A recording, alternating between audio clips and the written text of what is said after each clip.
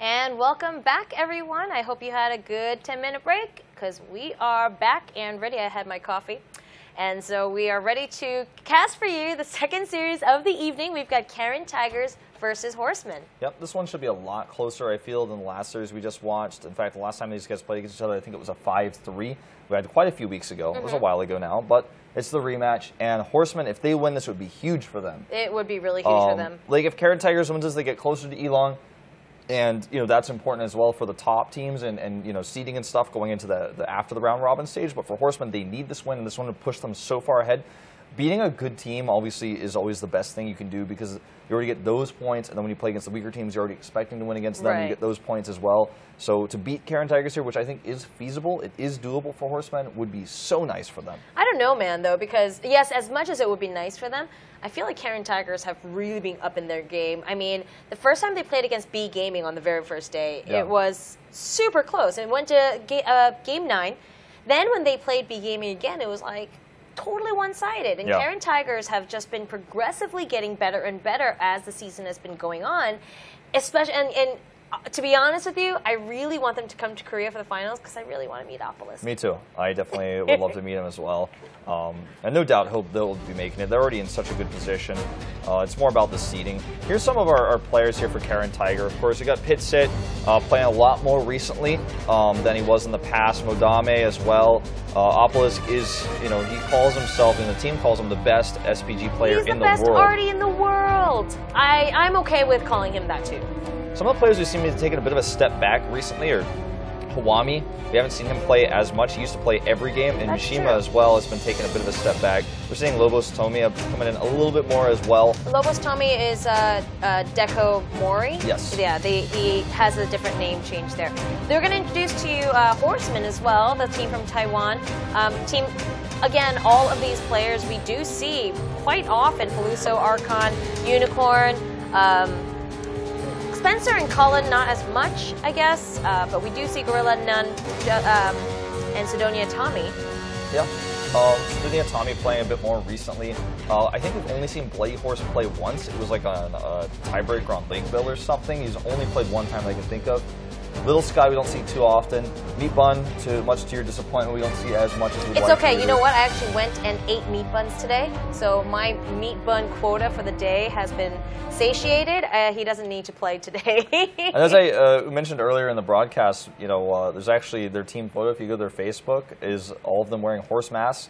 And you can actually identify which one of them is which, because even though they're wearing horse masks, they're actually wearing their whole team uniforms with their name tags on as well. So you can I love the one, like, there's a guy wearing the horse mask. I forgot which one it was. And the sunglasses. Yeah. Like, on top. It's absolutely hilarious. It is really funny. You should definitely go check out their Facebook page. It's really, really clever. I mean, shoot. Okay, anyway. Getting ahead of ourselves here. All right, the first map that we're going to see today is going to be Ghost Town, and we will show you this on the VCR. Look at that. This would be my second favorite city to live in after Lakeville. Same, for sure. It's got a nice school and whatnot. This map is a bit spooky, but luckily it's never nighttime here, so don't worry. There's two main attack patterns, as you guys can see. One is to go straight into the middle of the city and try to control that capture point. If you can get up onto the high ground there, it's hard for the defending team to deny you. And also the more common strategy in Asia currently is to rush two tanks up to the top, either IS-3s or T-32s. The T-32s falling out of popularity a little bit on this map, but it was a really common strategy, just kind of hide them in that little pit where the top is. All the way in. And Pit Sit being the apt name for this strategy here. So like you guys can see here, the attacking side will spawn on the east side of the map, while the defensive side spawns on the west. And the two, I kind of like it when they contest the middle portion of this map, though. And that's been happening a lot more recently, where you see players pick you know, more aggressive, heavy tanks and kind of roll in there. Sometimes with the two, and we've even seen 3 AMX 5100s push in there as well to just kind of do that extra damage and make sure you can secure that location. There's a lot of mind games on this map as well, because the two strategies you can pick as the attacking team are so different from each other, and the responses are so different as well. Sometimes if you tech some really cool tank picks in, you can make your opponent, you can throw your opponent off, and they might not have the tank picks that are designed to counter you. So basically, scouting on the defensive side is so important, and as soon as you get that tank list, you need to go, okay, We might not have the best tools to deal with how they're going to do this, but let's figure out how we're going to use those tools to stop them. Right, and this is a map that requires quick thinking and a little bit of improv. And so, without much further ado, we're going to go ahead to Ghost Town. I believe the game is ready. Here is set number 1.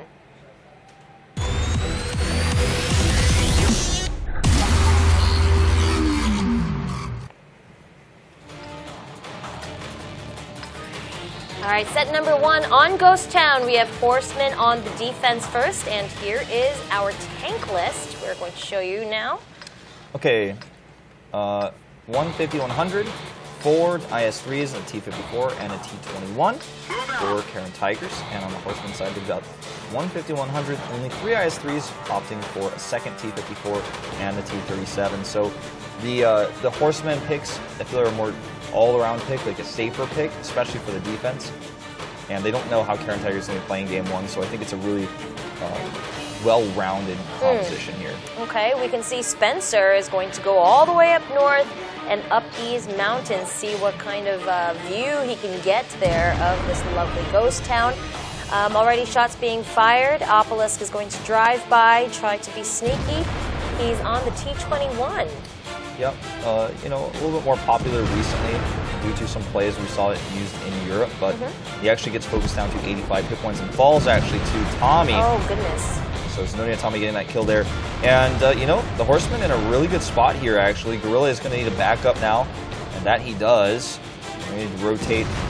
None is blocking the edge here. All right, Caren Tigers is going to come from the high ground, though. They're going to focus fire 1 down, but Sidonia, Tommy, and Faluso right on their tail. They're going to see if they can get rid of Polly here. He's the straggler. He's kind of stuck and can't really go anywhere. Faluso's going to try to take his last shot before he gets hit. Madame is in a very good position, too, to get that revenge kill, but it just seems the tanks are just taking shot for shot at one another. Absolutely, and we saw Modame there actually, or really, excuse me, not Modame, Archon get in this awkward spot. He tried to do the best he could there to actually turn the things around, but his tank shell, his husk, after he died, is right now in front of Pitsit, actually blocking him off, making him in a better defensive position as well. So that definitely didn't work out the way you wanted to, and you know, when you fall that early, with one of your IS-3s, the fight does obviously get a bit one-sided if you can't turn it around with your autoloaders, which they're already focused down here. So Faluso, the last tank left, will be picked off here, and that will do it for game 1. Caren Tigers taking it.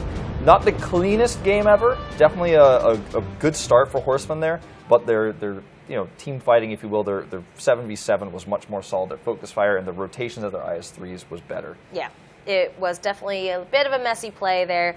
Something I didn't expect from Caren Tigers. But then again, it is set number 1, and it's the two teams just feeling each other out and getting used to the way that the other plays. So yeah.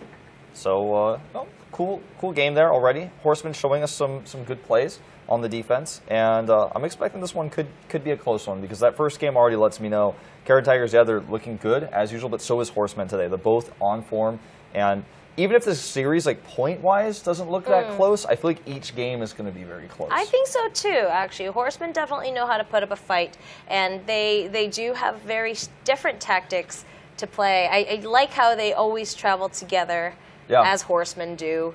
Of course. Yeah, and it is pretty interesting. Did you know Madame used to play on the NA server before he moved up to Asia? I didn't know that. Yeah. So but he was like playing on NA from Japan, right? That I don't know. But okay, well if he was, then that's really interesting because like you know he's going to get a feel for the North American scene as well and how they play, and then of course would come back to Japan and be able to bring some of his knowledge and some extra sort of ideas into the mix of things. And also if he's playing on NA first before he played on on the Asian servers, then he's going to actually be like if you play with lag for a really long time, you come back, was gonna it's like, say, well, now you're so much better than everyone else. It's just like, whoa, wait, when I shoot, it actually shoots? Like, that's an amazing difference. I know this too. Yeah, some of his service for games get released in Asia last, depending on the publisher. And so I've, grown up the last 4 years gaming in Korea. And sometimes when it comes out in Asia, I'm like, this is how it's supposed to be? Wow. So yeah, I was, I have another little anecdote about another player, but I will save that for the next little break we have, because now the game is ready and we're going to go straight into game number 2.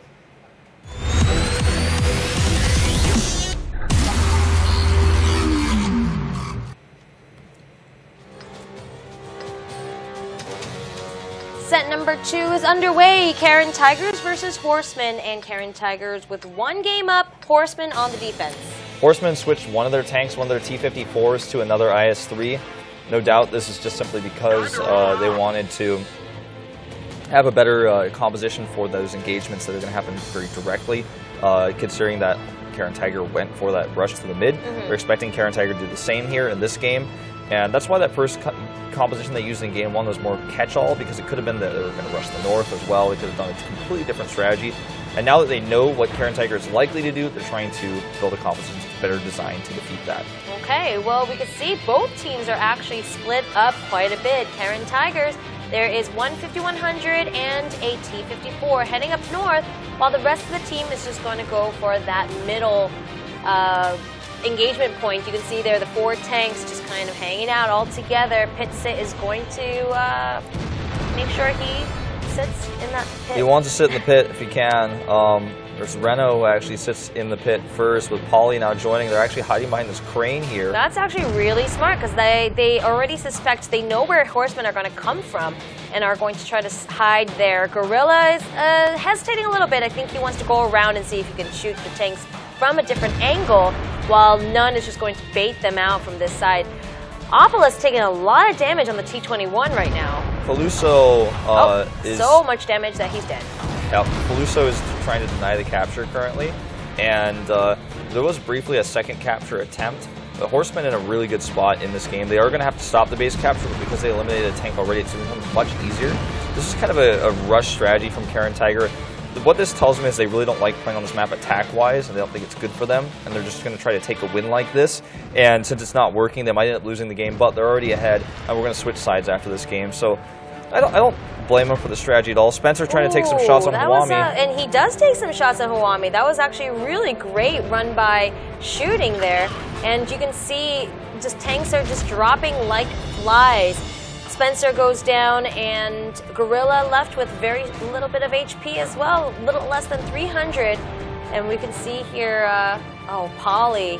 Oh, Polly. Oh, Polly. Polly's so low here. He's actually going to be able to get one more shot off most likely here, unless Nunn hits him. But Nunn is reloading into cannot. Professor Polly is not going to be able to survive this, but actually he will, because he gets blocked here now by Pitsit, who's going to aptly named do his job. And Dekamori here coming around. He finally takes out Polly, but Dekamori can finish off Nunn in just a moment here. Nunn does get a shot, though, which is really important. Dekamori is down pretty low, and the rest of the Horsemen are going to try to come in here, clean up members of Caren Tigers, and Pitsit is the last one. All eyes on him as he explodes, and that's going to be 1-1. 1-1 indeed, Susie. Caren Tiger trying a rush strategy that failed. And of course, after that happened, they were, started to get routed, especially because they lost one of their rushers in the middle there. We've seen this strategy work on this map before. Elong won a game with it last time they played on this map, where they just got in such a good position that no one could deny them. Right. And that's really important that Horsemen actually kept the 1 T-54, because that's the best tank at denying base capture in the game, basically, on this map, because it can fire quickly, and if you miss, it's going to come again. You can't deny base capture with AMX 5100s for 2 reasons. First of all, it makes you exposed and risky. If you lose it, then you lose your damage dealer.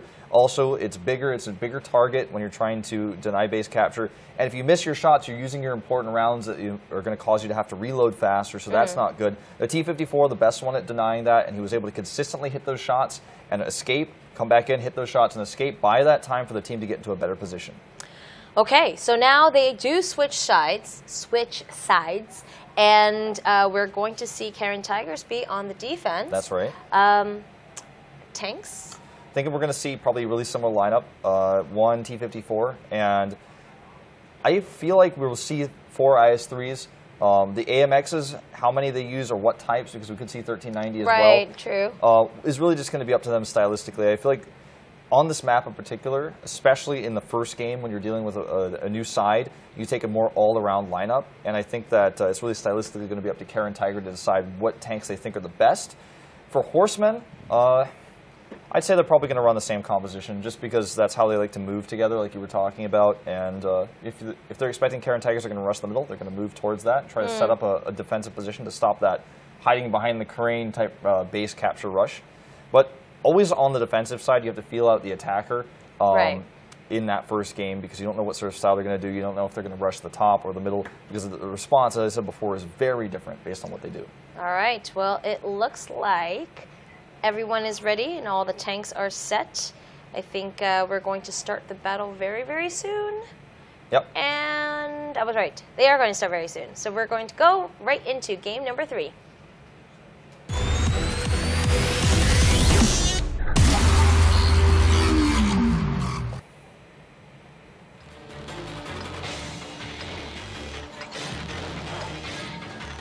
Set number 3, Caren Tiger versus the Horsemen, and they each have 1-1. Same tank lineups. You're right. Yeah, same tanks for both. Almost exactly the same, except Opalisk on the T21 and Spencer on the T37. Otherwise, yeah, they're almost mirror matchups. Yeah, I was wondering if Horsemen was going to add another heavy instead of the T54, but it looks like they want to use the T54 to help scout. That's basically the only thing it's going to be good for here as a tier 8. Okay, well, we can see here. Here's Feluso just going around and bashing on stray poles and trees. Yeah. What did they ever do to him? Nothing in particular. He's just kind of angry today. Well, I guess.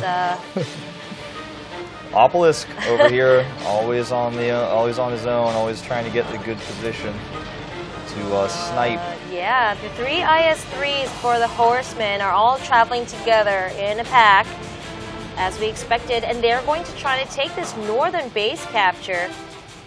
Caren Tigers, I feel like they actually expected this Opalisk is taken down very quickly. But like I said, I think Caren Tiger were expecting this as nobody's in the middle of the city this time around. Exactly. Base capture has begun with 2 IS-3s in the circle, but wow, Caren Tiger is seriously taking a lot of damage. Horsemen playing this out very well. Yeah, this is a really good strategy. It's really common to see this. I mean, this is how this map was played at the beginning of this tournament. It's how everyone was playing it. Sometimes with T32s, sometimes with IS-3s. Sidonia Tommy over here going to block. Well, not block, but support on the other side. Uh-oh, I see Flying Unicorn caught out here. Oh, gosh. Is he going to be able to do it? They're just going to shoot at one another and see if they can kill each other off. But I mean, a T54 versus a 5100, that's not going to look very good for Modami. No, not in those positions where you didn't have room to use his speed advantage there. Archon does get taken out here. The base capture does get denied and delayed. So now he's trying to force his way through here with the IS-3. Reno takes out none. And this is a good position right now for Caren Tiger. Caren Tiger's just coming in through the bushes, really just catching the Horsemen by surprise. It looks like they're not really able to see where they're coming from. And yeah, great positioning by Caren Tiger. Even though they have gone down really low, they're still doing a ton of damage. And Sidonia Tommy also just going to try to hold up. Nope, hits it, does kill him off as well. The positioning was basically perfect for Caren Tiger. And if you looked at the hit points, like right when I was saying that, I know people were watching are like, I don't know why Wolf's saying that. Like, they're down like 3,000 hit points. It doesn't matter if they can't hit anyone and their tank composition is not the one it wants to be. And if I see Flying Unicorn is reloading as well, he's basically a non-factor. And now one AMX Season 100 in 5 seconds will have to eliminate 2 IS-3s, and I don't care that they're barely alive. He's going to have to actually get good shots that don't ricochet. And while he's doing that, Hawami can do so much damage as well. Wow, look at that focus fire on IC Flying Unicorn. Unicorn just needs to really position himself carefully. Any little bit can get blown off right now with these 3 members of the Caren Tigers just kind of hiding out in these bushes. And Caren Tiger are the defenders, so they have the clock on their side. Where's Unicorn going? It looks like he's trying to hope he can get a shot through the middle. I thought he was going to go up around that schoolyard area that I always talk about and then come around kind of from the back. But basically all Caren Tiger has to do is stay together and have one of these 3 tanks looking down each of the 3 directions that you get approached from. As soon as they find him, they'll just call it out and they'll target him down. He's just hoping to get a surprise shot here. Look, notice Hawami's checking this location. Pitsit is checking the secondary location. Oh, here comes IC Flying Unicorn. Unicorn is going to try to take out one of these tanks from behind, but he's been spotted. He inches back, but 3 minutes left on the clock. Caren Tigers just have to sit pretty and survive, really, to win. And they know where he is now, too. They heard him. They saw him at the last second there. So Now he has to go in this very slow AMX 6100 all the way across. It's funny, you never really think about how slow the AMX 6100 is when you're in the early game, but in this position where it's like he's trying to go from one side of the city to another to actually approach these locations, you could really tell just how slow this tank is, how much of this clock is actually getting burned here. Down to 240 now. Is he trying to capture the middle base himself? Well, he may be, but it's going to be very unlikely that works. I think he's going to try to do this to lure the other two members out. Oh, or maybe not. Yeah, it's a risky choice. He's so slow, I can't tell where he's headed. There's basically no good choice for him right now.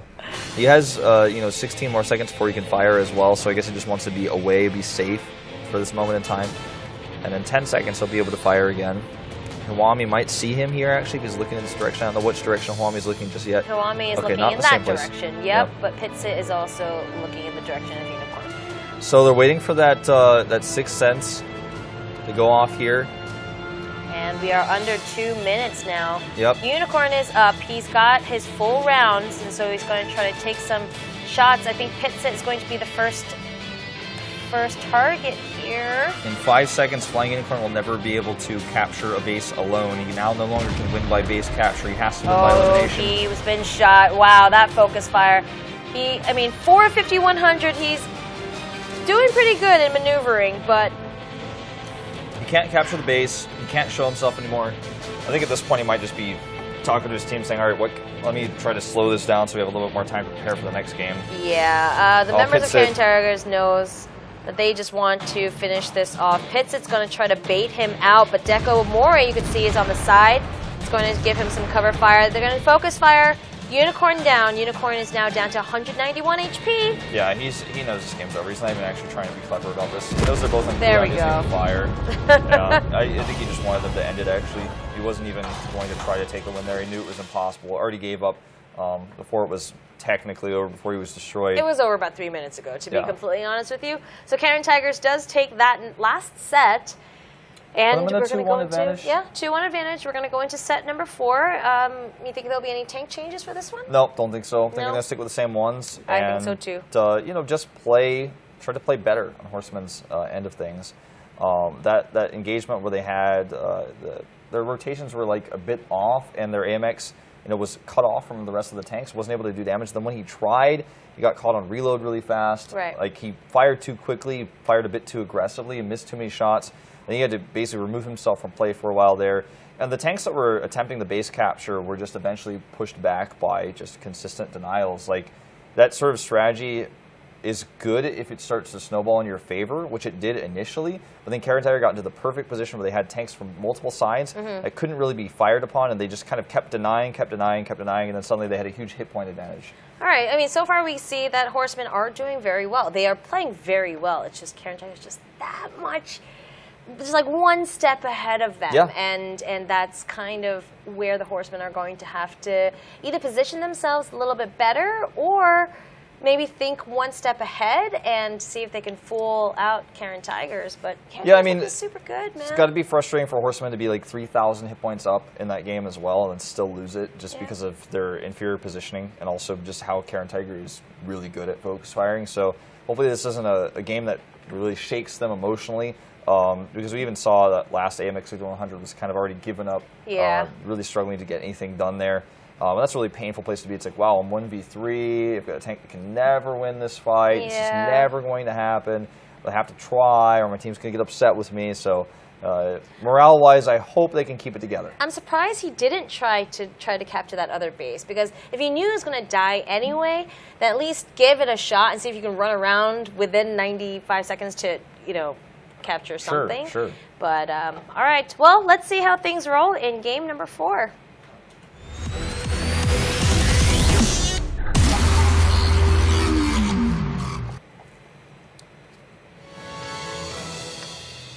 The score is Caren Tigers 2, Horsemen 1. We are in set number 4, and it looks like the tank list is exactly the same as it was before. Yep, that it is, Susie. Same lineups for these teams, just mirrored besides the Tier 6. The Obelisk is trying to do his own thing with that Tier 21, which hasn't really been working for him yet.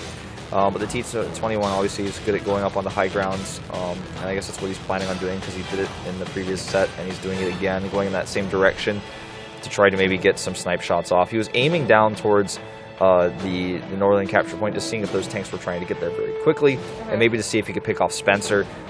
But let's see what happens in this game. All right, Horsemen all moving together in a pack as we expected them to. We have one T-54 for Caren Tigers going all the way to the west side of things, and Obelisk all the way to the north, going to just try to keep an eye out on that base capture up top. But I just want to see how many IS-3s are coming. Are they really committing to it, or are they just getting close to it and they're going to slowly push their way in? That's what okay, this is interesting. Horsemen, so there's two, they're in pairs, right? So we have Nun and Gorilla as one pair, and then the other, Sidonia and Archon as another. And they're going to see if they could go around, I guess. Yeah, it's like they're trying to control this position. Battle of the IS-3s, man. There's like 4 of them sitting right here on both sides of this building. It's just 8 IS-3s are like very close to each other. It's like that building's an IS-3 magnet. Oh my goodness. But right now, I think Horseman's trying to bait Caren Tiger into a bad engagement, but Caren Tiger's just not going to move. They're not falling for it, and this is every second hurts Horsemen. Trying to bait the defending team is usually not an ideal strategy because they're waiting for you. Alright, so Modame going back and forth here, just making a ton of noise. Maybe trying to bait out Sidonia and Archon to go over to his direction. But base capture has started now, 96 seconds. Okay, they brought now Huami here, and they're going to protect them from these IS-3s. This is what Horseman wants. Until they see Huami, they're like, oh, this is not what we wanted. Immediately they back up, try to get the Yowie Flash Wolf duo over there to actually come in. Oh, there's 4 members of Caren Tigers coming straight down this way, and that's not going to look good. Reno needs to rotate back. He actually ran into that AMX, but now he's back there where he needs to be. Dekamori very low now as well. Huami needs to get out of that area, but he does not make it out in time. He goes down by Sidonia and Tommy. Yeah, he got a kill for it, but it's not worth it, I feel. No, and now it wasn't. The tier 6s are duking it out on the outskirts. Peluso wants to give that cover fire. Misses it. Okay, there it is. Now he takes out Obelisk. Sidonia Tommy actually coming out here. Whoa, so they're showing the worst of his backside there. Whoa, yep, and oh boy, Dekamori is going to take some damage. He's going to be focused by 2 tanks. This is actually how Caren Tiger comes back in this game, though, I feel, you know. If Modame can get a good shot, if Dekamori gets a shot before he goes down as well, Modame could kill Sidonia Tommy here. Okay, not the best shot, but still half of his hit points are gone. He's able to hide behind this building now, and there's Polly waiting for him. If Sidonia Tommy shows his face, he's going to get shot at by Pitsit and Polly. Look at that. He's just waiting for a little bit of that tank to come out. Around the corner, Icy Flying Unicorn is going to take a shot and try to take him out, but no, he's taking some incredible damage. Yep. And Icy Flying Unicorn here, you know, with just a few rounds left, 2 left now. Now it's all about the accuracy and the positioning, really. Ooh, a bit of an awkward drive-by there from Modame. That was pretty bad. Modame is going to be the last one left, see if he can take out Sidonia Tommy, but if he takes him out, then he basically secures the win because that is 39 Unicorn, seconds of reload. I realize that now. Yeah, and there he goes. And there he goes. So Modame being the MVP of this game here. Yeah, the hero. And I actually thought Modame for a second there was an IS-3, and I was like, why is he going so fast? I was like, he's in such a risky spot, but he's a T-54, just really good maneuvering there, really good positioning. Icy Flying Unicorn got removed early on because he ran out of shells, and once that happened, there wasn't much that they could do to actually prevent, you know, the destruction of the last members there. And Caren Tiger's positioning in the IS-3 battle was initially a bit off, and then they were able to retreat with their weakened members and then chase the Horsemen members that had more health and get good shots, so they evened up the hit points. Horsemen, all they had to do was stop running away and chasing something that was on the other side of the building. Basically, they played ring around the rosy with each other. If they just turned around, they could have actually finished them off and then moved forward, but they were always looking the wrong direction, basically, and so those 2 IS-3s that chased, they both had like 10% health left. eliminated 2 IS-3s that had almost 100% health with some support, but that should have never happened that way. Right. I don't know. I feel like Caren Tigers just got really lucky in this game. It wasn't as clean, and it wasn't as calculated as I would have expected them to. But you know what? That was going to be the last game on Ghost Town. We're going to now go to Mines for set number 5, and here's a little VCR for us to introduce it to you. Mines is a super cool map. Very, very technical. I think the most technical map we have in the pool right now because there's so many different ways to move. And there are strategies to attack these 2 base locations, these 2 capture points, the one obviously in the center and the one there on the edge. But while you're going for the captures, you can either go towards the middle or you can go towards the west side, as you guys can see by these arrows. By that beach front. And the thing about this map too is once you start going down a path, your opponent can kind of react to you, and this map doesn't lead to like stalemate, so it leads to positions where neither team has an inherent advantage, and they have to very carefully maneuver around all that terrain in the middle, what we like to call the island. It's more of a plateau type area with a ridge. It's the mine itself, but it's a raised area. There's also the beach, which is tough to maneuver around. It's easy to defend, but if you use lightweight tanks, you can actually outmaneuver the defending tanks. So this map gets really, really technical. We see the most different tank picks on this map. We see SPGs. Opolis, no doubt, will be playing the SPG on this map. I'm excited to watch that. Yeah, it's very, very complicated, this map, and from start to finish, there's so much strategy, so much transitioning they have to do. But this map really tests the skill level of teams on a different level than other maps. For example, you look at Himmelsdorf, for example, it's like, okay, positioning is important, accuracy is important. You can look at those 2 things and say those are probably the most 2 important things. On this map, it's like map awareness, the ability to rotate, communication is so important on this map because you have to say, oh, I think they're actually trying to rush the beach now. We have to completely reposition our tanks. The T-32 needs to be there. Our lightweights need to be over there. Like, there's a lot of movement that you need to do on this map. Yes. Oh, that was everything that I would wanted to say if I could be as articulate as you, Wolf. Thank you very much, Susie. That's very kind of you to say. But yeah, I do like watching how the tanks play on this map. I particularly like when they jump off the cliff. That happens a lot. And they jump off the island bit and try to cap the base capture by the beach. It's almost like a slide. They like end up sliding down the cliff. I like the simple things. I know you like the strategy part. I'm like, ooh, there's tanks flying off the side. It is really fun. Sometimes people use it to try to retreat. It's a risky move, but it has saved tanks in the past. And people also use it to chase when they're massively ahead and trying to showboat a little bit. Yeah. So, all right. Well, it looks like the game is going to begin very soon. We're going to have the game number 5 on Mines, and I think it's ready. Let's go.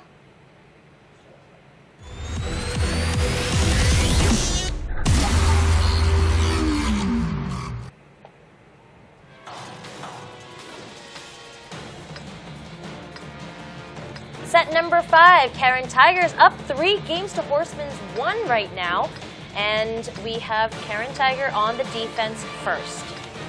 All right, let's take a look at these tank lineups. 3 IS-3s from Caren Tiger, which is pretty unique.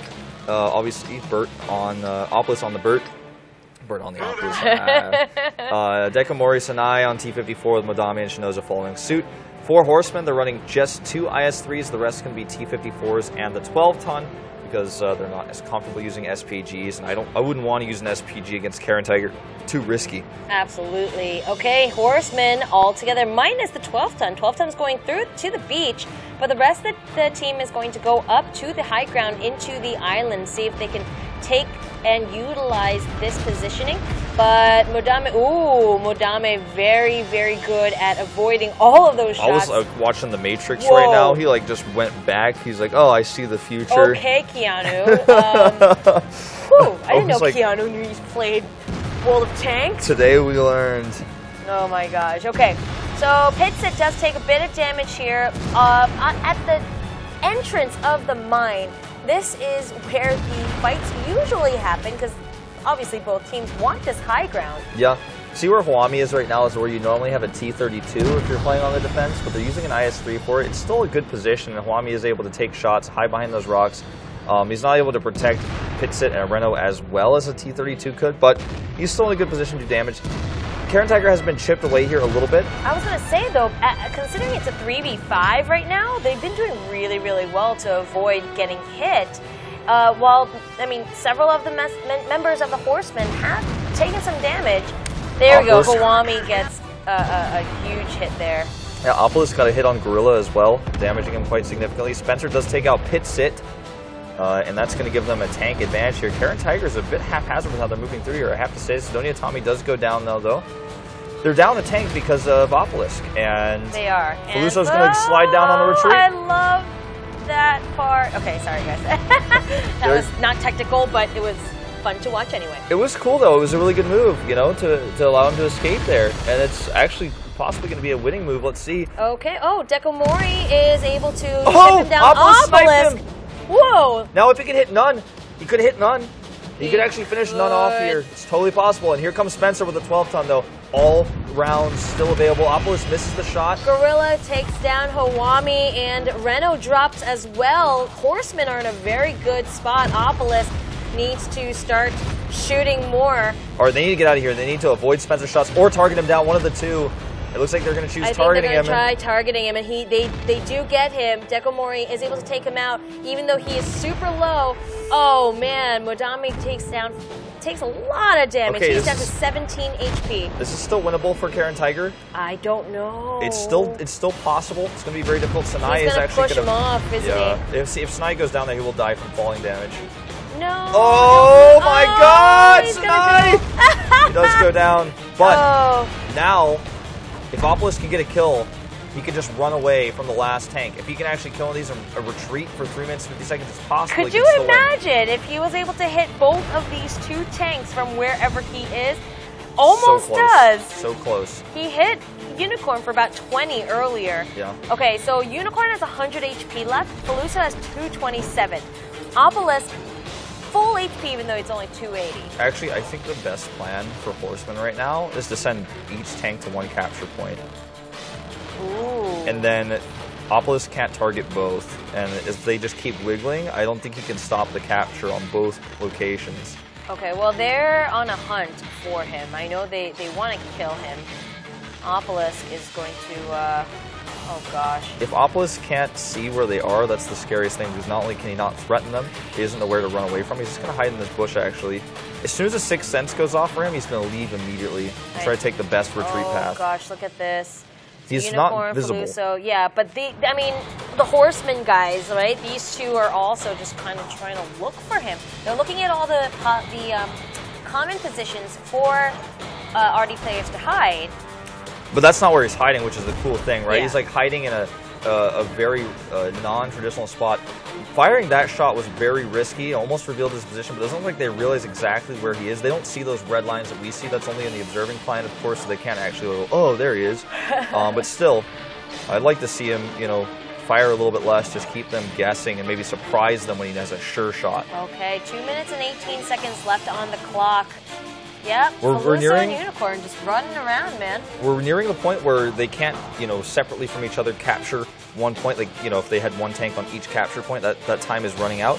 Looks like they're actually going to attempt to gather here on the western capture point. Feeling like Opalisk is far to the right, and he's going to have a tough time firing over this bridge here. They're going to hide right behind it so that the arc of the SPG shot is not going to be able to easily hit them. It's so hard.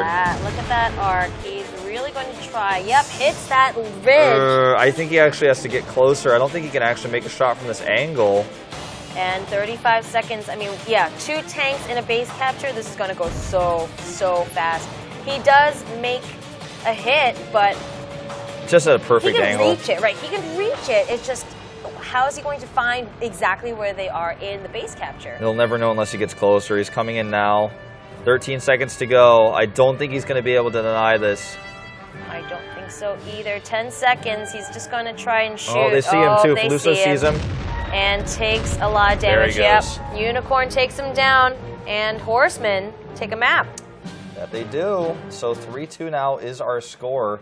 Opolis being missing from that fight, I think that Caren Tiger was way too aggressive, actually, in that engagement that they were taking. Without him there, even with a 12-ton gone from their opponents, they were fighting 3v5, trying to make something happen that really didn't need to. I think they were way too confident in their accuracy, almost as if they're saying, well, yeah, this is not a favorable fight, but it's tough for you to use your 5 tanks because of your positioning. We're just going to keep fighting you, and eventually we'll wear you down. Opolis is helping out, but Opolis didn't get too much damage done there. Opolis did the most, really, at the end of that game, more than anything else. Well, he is the best arty in the world. self-proclaimed or team-proclaimed. I'm not sure. And well, I think he is. We know from this tournament that he has been superb on the SPGs. So I don't know. I think he might be able to pick up on it next game. I think he's going to keep the vert. Yeah, I think so too. But I think they need to play a little bit more defensively because it's their second game on defense here, and obviously they're going to want to play more defensively. Like obviously, imagine if they had bought more time in that game. I mean, that game was down to about 40 seconds or so when the SPG was actually taken out. When Opolis was taken out there, when the win condition was finally satisfied, about 40 seconds left. If they could have actually played 40 seconds worth of time more defensively, would have won the game. So I think it's just best to be less aggressive. Maybe they got a bit too overconfident. Maybe, because, you know, like I said, if they had won that, they would have just won. Would they have won the series? No, they've got two more wins. They've got two more wins after. But yeah, I think they were just kind of ahead of themselves and figuring that they could be able to win this easily. I think the attitude will be a little bit different going into this next game. So, yeah, we'll have to see. It does look like the tank lineups are going to be the same. Yeah. And they're going to go right into the next battle. So here we go. We are back on mines into the next set.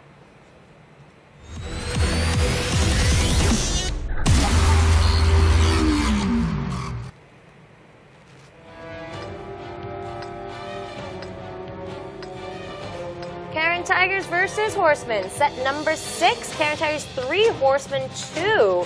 And yeah, it looks like the tanks are all exactly the same. Yep, same tank list for both teams. Let's see how Caren Tiger plays this one out.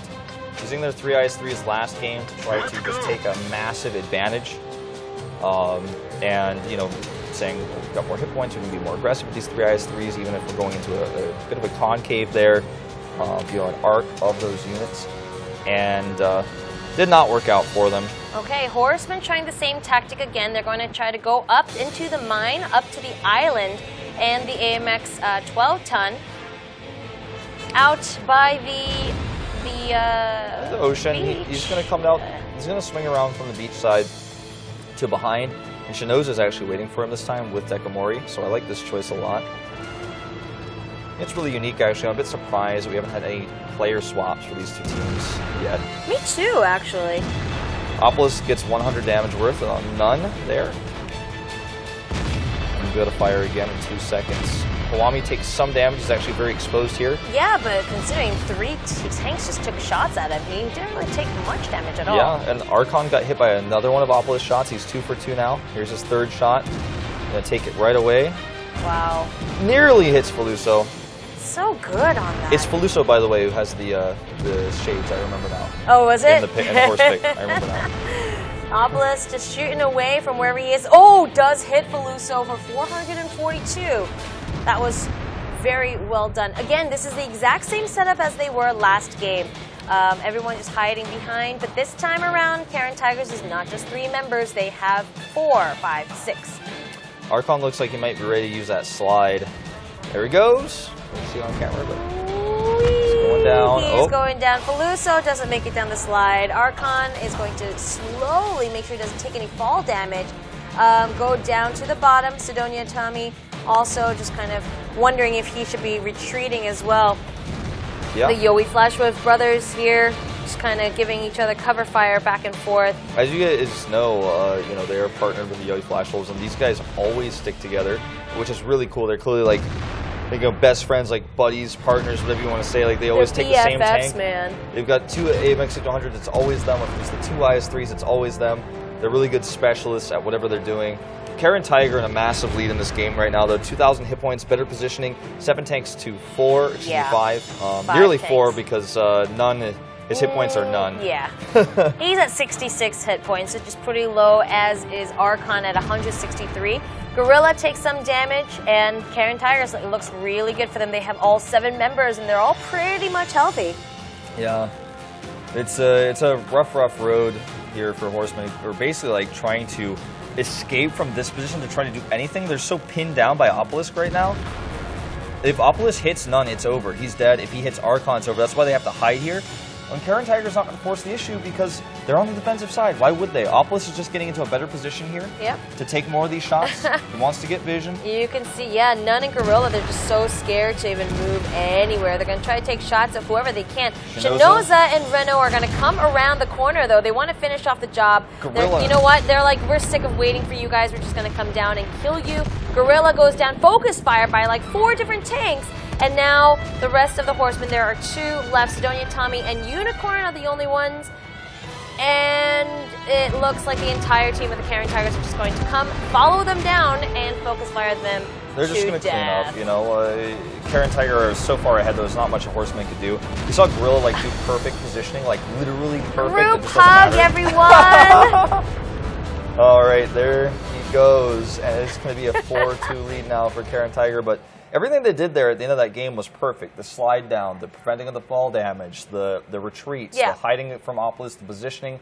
Gorilla's move to save his buddy there, to save Nunn, blocking that shot with the IS-3, forcing that ricochet. Everything was perfect, but perfect isn't good enough when you're just mathematically that behind in tanks and your positioning is that terrible. Yeah. You have no cards in your hand to use to actually get out of that position. And eventually Caren Tiger's like, oh, they just can't do anything. Let's kill them. Yeah, everyone was at standstill, and then you saw them. They're like, you know, we're just gonna go and might as well clean up shop and get into the next game and hurry up and do that. So yeah, I think that Caren Tiger's poised to take this series, but we are switching sides now. Yeah. So they are on the attack now. I think Opolis will stick with the Burt regardless, though, because he's really good with it. It is better on the defensive side, but I still think he's going to use it because it's been giving them so much utility. He's going to be on the other side of the map, and Opolis is the best SPG player in the world. He has all the positions. Is he switching? He's switching. What's he switching to? I think he's going to be on the T-37. Oh, I know. I would have left this for you guys for when the game started, but I didn't want you guys to be too disappointed with the game and then like start crying and not be able to watch the game, and so I figured I'd break that news to you now. Opolis is not on the Burt. Oh well. Well, I'm sure he'll do fine. He'll be okay. He'll be fine. We'll be fine. We'll get through this together, Susie. I don't know if I can handle We'll get through this. It's going to be okay. Oh, goodness. He wasn't on the Burt on Ghost Town, you know. We were fine then. But this is mines. It's mines. Come on. How could he not? He's a traitor to himself. Oh, God. He's betrayed himself. He's not being true to himself. He's like trying to be cool, you know. Like, yeah. Or maybe he's getting bullied. Maybe his teammates are like, dude. Dude, the SPG is so lame. Don't do that. He's like, oh my God, they might not like me if I don't listen to them. It's going to peer pressure. Peer pressure. I like it, but don't tell them I like it. This has been some of our most exciting banter yet, Susie, as we wait for this game to start. Oh goodness. Okay. Well, my little anecdote for you from before was that Lobos Tommy is looking for a girlfriend, and apparently that was made known in an interview on the WGL Asia website. Yeah. And the Caren Tigers said if they don't get him a girlfriend by the end of the season, they want to disband. Or if they win Asia, obviously. So one of the two. And I really hope they don't disband. So no doubt he's a handsome guy. He's a great player. And Caren Tigers might win the league. I mean, they're almost as good as Elong right now. So I think there's a pretty good chance one of those two things will happen. So don't fret, Caren Tigers fan. If they disband, they'll probably just switch names back to Charlotte Tigers or something like that. We'll never know until it happens. But okay, it looks like the game is ready. Let's go into the next set.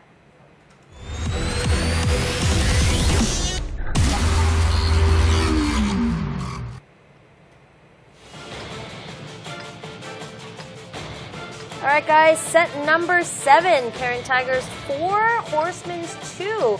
If Caren Tigers takes this, then that is it for the series. We're going to see a beachside aggressive attempt here, I believe, Susie. We've got all these lightweights. Yep, lightweights on both sides. Heavy on the lightweights. A good prediction by Horsemen as well, expecting Caren Tiger to do this. And this shows the difference between these two teams stylistically. No AMX whatsoever for Caren Tiger, so the damage they're going to be doing is all going to be about those T-54s, and the IS-3s are going to have to protect for them. Opolis is moving around alone, just wants to be more of a scouting role in this game rather than being that SPG. Yep, and you were right. Horsemen are going to take that beachside position with the lightweights. They're going to just go all along the bottom there. Obelisk over by the lighthouse. He's going to see if he can get a bit of visibility for his team. I see what you did there. The lighthouse visibility. Get it? Okay. So we have Gorilla. I mean, this little island here for the T-54 is really good positioning for them to be able to hide there and basically get good view on the base capture point by the beach side. Yeah. Meanwhile, Hiwami and Mudame here, I don't know where they're headed off to. They're going all the way east.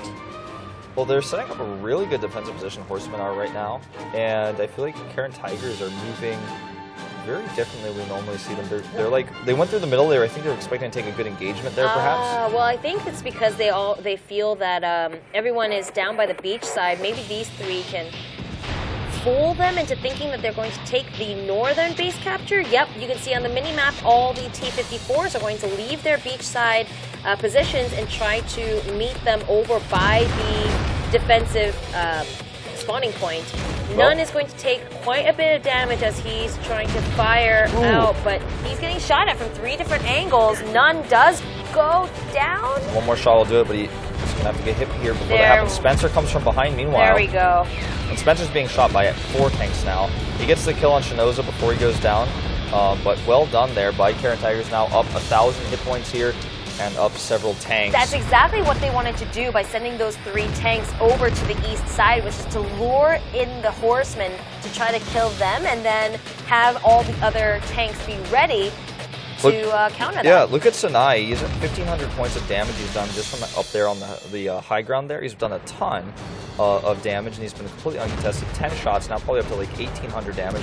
Archon is very low here, and he needs to actually be protected. Gorilla needs to block for him. Okay, that was close.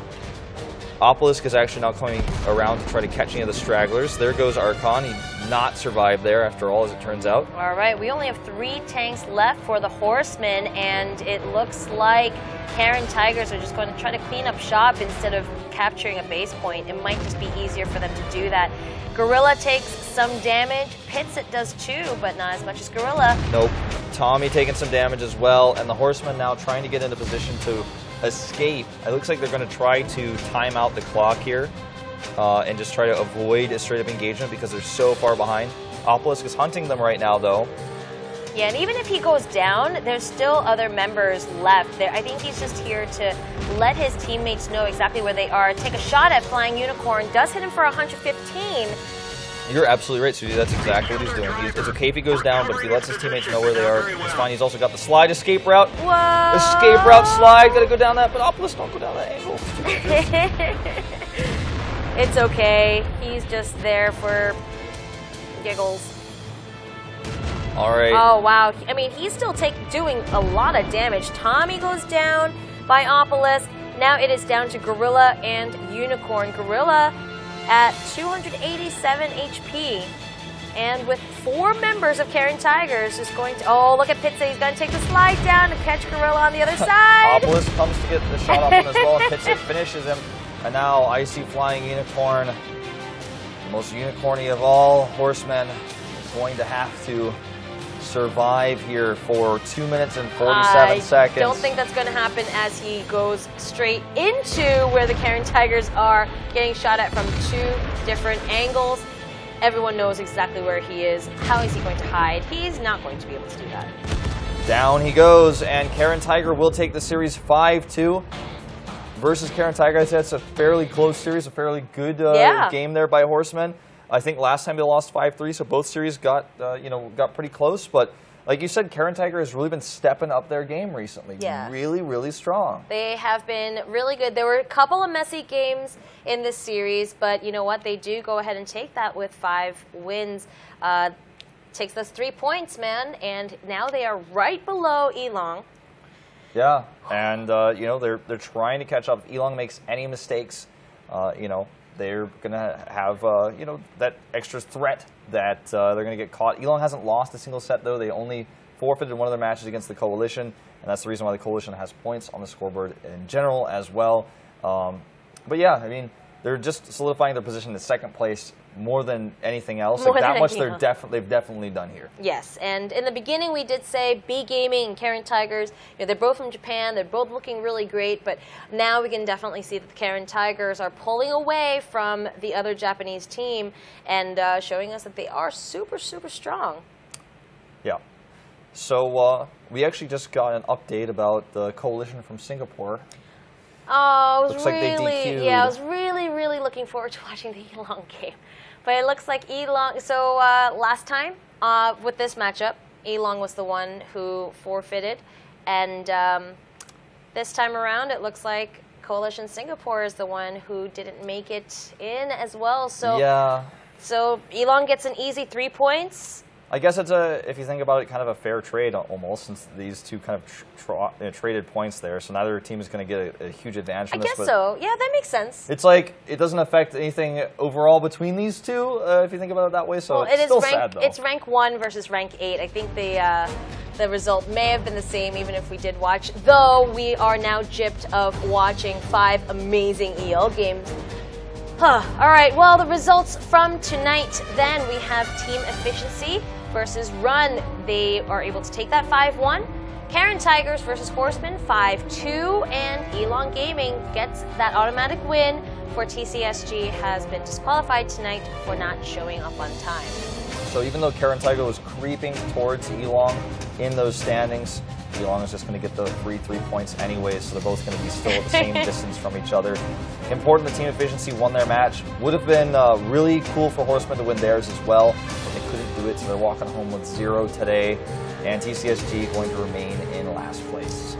Yeah, and unfortunate, but that's just the way the cookie crumbles. And yeah, Elong just gets 3 points. Like you said, nothing changes on the rankings for the first and second place then.